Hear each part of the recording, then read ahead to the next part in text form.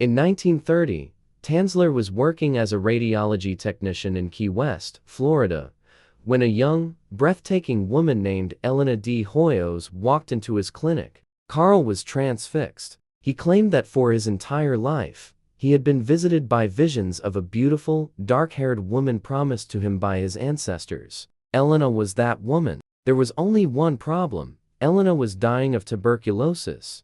Carl became utterly obsessed. He showered her with gifts, expensive jewelry, and unproven medical treatments, desperate to save her. But despite his frantic efforts, Elena passed away. Heartbroken, Carl bought her a grand, expensive mausoleum and visited her grave every single night. But the dark thoughts in his mind were already brewing. He claimed Elena's spirit was whispering to him from beyond the grave, begging him to pull her out of the cold, dark earth. 2 years later, Carl finally gave in to the voices. Under the cover of total darkness, he broke into the mausoleum, pulled Elena's decaying body out of her coffin, and wheeled it back to his home in a toy wagon. What followed is one of the most horrific cases of necrophilia in human history. Elena's body was already heavily decomposed, so Carl began a grotesque restoration project. As her skin rotted away, he replaced it with silk cloth soaked in wax and plaster. When her eyes liquefied, he popped glass eyes into her hollow sockets.